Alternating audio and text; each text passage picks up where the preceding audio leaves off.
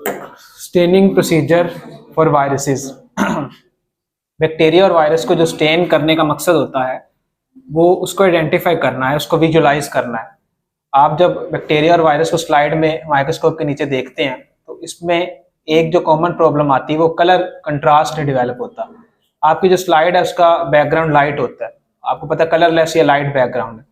उसके अगेंस्ट अगर बैक्टीरिया या वायरस भी लाइट होंगे तो आपको किस तरह नजर आएगा? ये मिसाल के तौर पे ये बोर्ड पे अगर आप व्हाइट मार्कर से लिखे तो आपको नजर आएगा? नहीं आएगा। ये आप कलर कंट्रास्ट डेवलप करते हैं कि उसके ऑपोजिट कलर या उससे जो डार्क या लाइट कलर का कंट्रास्ट बनाते हैं ताकि आपको नजर आए। तो इसी को स्टेनिंग कहते हैं। Viral staining is a technique used to enhance visibility.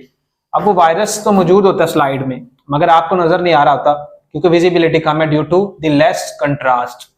अब जब कंट्रास्ट डेवलप हो जाता है, कलर डिफरेंस, कंट्रास्ट क्या होता है? Colour difference. तो is a technique used to enhance visibility of virus under microscope. किसके जरिए आप विजिबिलिटी इनहांस करते हैं? कंट्रास्ट के जरिए। तो कंट्रास्ट क्या होता है? Colour difference between two entities, दो चीजों के दरमियान कलर के डिफरेंस को। जिस तरह अब ये रेड लिखा हुआ है या ये ब्लैक लिखा है तो इसका बैकग्राउंड व्हाइट है, तो ये क्या डेवलप हो गया है? Contrast, colour difference. तो इसमें आप डिफरेंट स्टेनिंग मेथड जो यूज करती हैं वो किस पे डिपेंड करती हैं? टाइप ऑफ वायरस, आप कौन सा वायरस देखना चाह रहे हैं, उस वायरस का क्या कलर होता है, आप उसके अगेंस्ट उसका जो डार्क कलर है वो बैकग्राउंड में रखते हैं। मिसाल के तौर पे जो आपका वायरस है अगर वो कलरलेस है या विजिबल है व्हाइट है तो आप बैकग्राउंड क्या रखेंगे? उसके ऑपोजिट जो होता है ब्लैक। अगर वायरस आपका व्हाइट कलर की दे रहा है अपीयरेंस तो आप उसके अगेंस्ट जो बैकग्राउंड रखेंगे दैट विल बी ब्लैक। अगर वायरस जो है वो डार्क है तो उसके अगेंस्ट जो आप बैकग्राउंड रखेंगे वो लाइट रखेंगे। तो इसको आप कलर कंट्रास्ट कहते हैं। तो वो टाइप ऑफ वायरस और स्पेशल गोल आप क्या देखना चाह रहे हैं? उसमें न्यूक्लियस देखना चाह रहे हैं, उसका साइटोप्लाज्म देखना चाह रहे हैं, कैप्सिड, जीनोम, उसके अकॉर्डिंग भी आप क्या करते हैं? स्टेनिंग मेथड डेवलप करते हैं। तो इसमें जो मोस्ट कॉमन है वो नेगेटिव स्टेनिंग है। नेगेटिव स्टेनिंग क्या होता है? Background around virus is stained leaving the virus unstained. ये जो बैकग्राउंड है, आप ये स्लाइड है मिसाल के तौर पे आपके पास, ये इसकी एग्जांपल है। ये जो स्लाइड है जिसको आप माइक्रोस्कोप के नीचे देख रहे हैं, आपने देखना चाहा, आपको नजर नहीं आया कुछ, तो आप क्या करेंगे? उस स्लाइड को आप बैकग्राउंड को क्या कलर कर देंगे? डार्क या ब्लैक कह लें या डार्क कह लें। फिर उसके बाद जो वायरस उसके ऊपर होगा वो आपको नजर आएगा विजिबल क्लियर जोन्स में या क्लियर एरिया में नजर आएगा। तो ये देखें आपके पास ये स्लाइड थी, सपोज करें स्लाइड है, आपने जिसका बैकग्राउंड है ये कलर कर दिया ब्लैक या डार्क, तो इसके ऊपर ऑटोमेटिकली जो आपके पास एरियाज थे वायरस के वो कौन से नजर आएंगे आपको?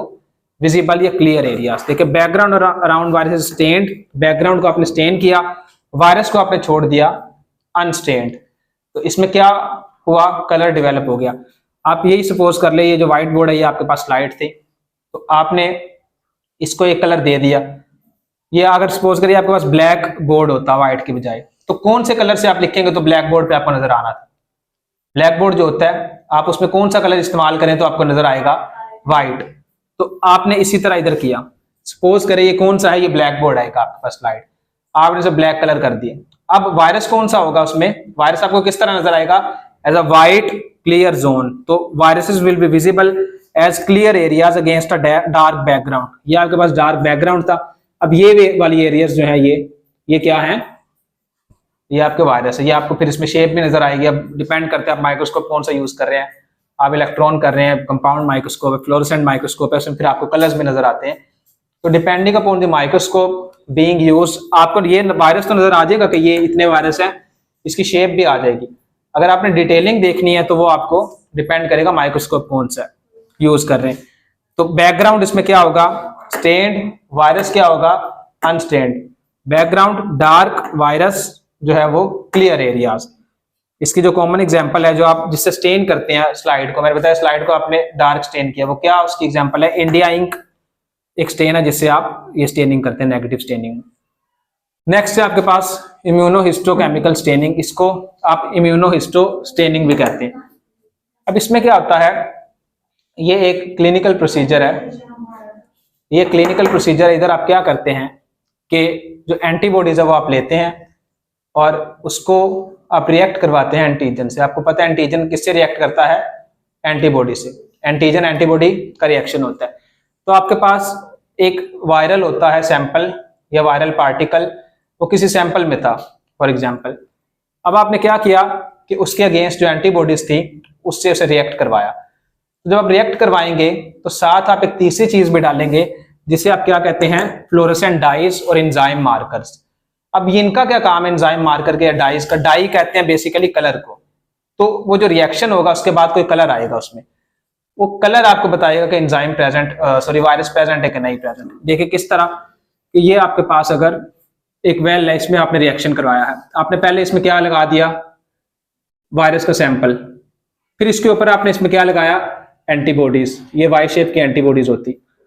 अब तीसरे नंबर पे आपने ऊपर क्या डाला इसमें, डाई या स्टेन। अगर तो इन दोनों का रिएक्शन होगा तो इधर क्या आ जाएगा, कोई ना कोई कलर आ जाएगा। तो इससे आपको इंडिकेशन मिल जाएगी कि वायरस नीचे प्रेजेंट है। अगर तो उस स्पेसिमेन में वायरस ना प्रेजेंट होता तो ना कोई रिएक्शन होना था एंटीजन एंटीबॉडी का और ना ही ऊपर कलर आना था। तो कलर आना जो है वो इंडिकेट करता है इस चीज को कि नीचे वायरस प्रेजेंट है। आपने वायरस के अगेंस्ट जो वायरल एंटीबॉडीज है वो ऊपर रखी, उन एंटीबॉडीज ने रिएक्शन किससे किया, जो नीचे वायरस था।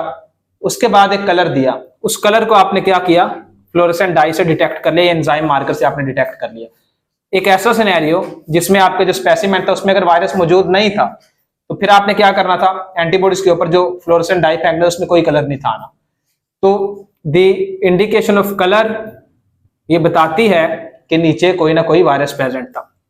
तो इसको आप इम्यूनोहिस्टोकेमिकल स्टेनिंग कहते हैं। इसकी जो एग्जांपल है वो एक टेस्ट होता है एलाइजा टेस्ट, वो इसकी प्राइम एग्जांपल है, वो आप इस एप्लीकेशन के तहत करते हैं। दोबारा देखिए, it involves using antibodies that specifically bind to viral antigens. ये एंटीबॉडीज थी, किससे बाइंड की, नीचे वायरल एंटीजन से। अब आपने these antibodies can be visualised using fluorescent dye, आपने ऊपर क्या डाला, फ्लोरोसेंट डाई तीसरे नंबर पे, फिर क्या होगा, कलर चेंज होगा। तो colour change will indicate the presence of viral particles. अब नेक्स्ट है आपके पास हीमाटोक्सिलिन एंड आयोजिन स्टेनिंग। ये वैसे आप टिश्यू सैंपल्स के लिए करते हैं, जो हिस्टोपैथोलॉजी में करते हैं या माइक्रोटेक्निक्स में आप करते हैं, उसमें मोस्टली स्टेनिंग ये की जाती है कि आपके टिश्यू को वो स्टेन कर देती है, उसके साइटोप्लाज्म को और उसके न्यूक्लियस को। तो H&E स्टेनिंग जो होती है इसका काम ये होता है कि ये न्यूक्लियस और साइटोप्लाज्म को डिस्टिंग्विश करती है आपस में डिफरेंट कलर्स के जरिए। तो ये कुछ वायरल सैंपल्स की भी आइडेंटिफिकेशन कर सकती है, वायरल इन्फेक्शन को भी विजुअलाइज कर सकती है। वो किस तरह, देखिए commonly use for histological sample. Histological क्या होता है, टिश्यू सैंपल्स जो आपके बॉडी के टिश्यूज हैं। Can visualize some viral infections, कुछ वायरल इन्फेक्शन को भी विजुअलाइज कर सकती है। किस तरह करती है कि आपने सपोज इसी तरह की स्लाइड बनाई, जो अगर फिर आपने इस पे वायरल सैंपल लगाया, फिर आपने आगे क्या की, इसमें स्टेनिंग की। जो स्टेनिंग आपने की उस स्टेनिंग ने आपको दो कलर्स दिए, एक ब्लू कलर दिया और दूसरा पिंक कलर दिया। जो ब्लू कलर था वो क्या था, न्यूक्लियस, और पिंक कलर क्या है, साइटोप्लाज्म। आपके पास मिसाल के तौर पे ये स्लाइड है, इसमें एक आपके पास पिंक कलर आ गया और एक आपके पास ब्लू कलर आ गया। तो आपको पता है जो ब्लू है वो न्यूक्लियस है और पिंक क्या है, साइटोप्लाज्म। तो इसको देखते हुए आप ब्लू कलर को लेबल कर देंगे एज न्यूक्लियस और आप उसकी शेप ड्रॉ कर लेंगे, आप शेप उसकी डिस्क्राइब कर देंगे। आयोजिन जो है ये किसे स्टेन करता है, साइटोप्लाज्म को, और ये पिंक स्टेन करते हैं। कलर्स आपने याद रखने हैं कि हीमाटोक्सिलिन आयोजिन को आप H&E स्टेन कहते हैं। H&E स्टेन में हीमाटोक्सिलिन विल स्टेन न्यूक्लियस और किस कलर का स्टेन करेगा, ब्लू। आयोजिन किसे स्टेन करेगा, साइटोप्लाज्म को, किस कलर का स्टेन करेगा, पिंक। तो ये आप H&E स्टेनिंग आपने पढ़ी हिस्टोपैथोलॉजी में, उसी को आपने इधर अप्लाई करना है। एक दो इसमें और भी होती हैं, वो अब उसका प्रोसीजर लंबा है। इसमें जो मोस्ट कॉमन क्लिनिकली यूज की जाती है वो इम्यूनोहिस्टोस्टेनिंग, इम्यूनोहिस्टोकेमिकल स्टेनिंग। इसमें आपने फिर देख ले कि आप क्या करते हैं, किसी पेशेंट का आपने सैंपल लिया, उस सैंपल को आप वेल में लगाते हैं, एक वेल होता है, फिर उसके बाद उसमें एंटीबॉडीज ऊपर लगाते हैं। तो आपको पता है एंटीजन और एंटीबॉडी आपस में क्या करते हैं, एंटीजन एंटीबॉडी रिएक्शन बड़ा कॉमन रिएक्शन है। इस रिएक्शन के नतीजे में कोई प्रोड्यूस होता है कलर, उस कलर को कौन इंडिकेट करता है, एंजाइम मार्कर। तो इस एंजाइम मार्कर से आप अंदाजा लगा सकते हैं कि ये एंटीजन पे। अगर तो ये एंटीजन ना प्रेजेंट होता, ना ये एंटीजन होता, ना ये रिएक्शन परफॉर्म होता, ना कलर आता, ना आपके एंजाइम मार्कर ने कुछ इंडिकेट करना था। तो ये जो कलर लास्ट पे आया है that indicates the presence of antigen. Antigen आप किसे कहते हैं, वायरस को। वायरल एंटीजन, एंटीजन आप कहते हैं, ऐसी एंटीजन होता है एंटीबॉडी जनरेटर, इसका पूरा नाम इसलिए एंटीजन, एंटीबॉडी जनरेटर। तो इस स्पेसिफिक केस में एंटीजन क्या है? वायरस। तो आप ये देखें, वायरस का रिएक्शन हुआ एंटीबॉडी से, प्रोड्यूस हुआ कलर, उस कलर के लिए आप एंजाइम मार्कर रखा था नीचे, उसने आपको कलर बता दिया। तो अगर तो ये वायरस ना होता तो ना ये रिएक्शन परफॉर्म होता, ना कलर आता, ना आपके एंजाइम मार्कर ने आपको कोई कलर देना था। तो ये आपके स्टेनिंग थे वायरस की, इसमें तीनों में आपने करनी, तीनों में से कोई भी आ सकती, और बेसिक इसकी डेफिनेशन भी आपने करनी।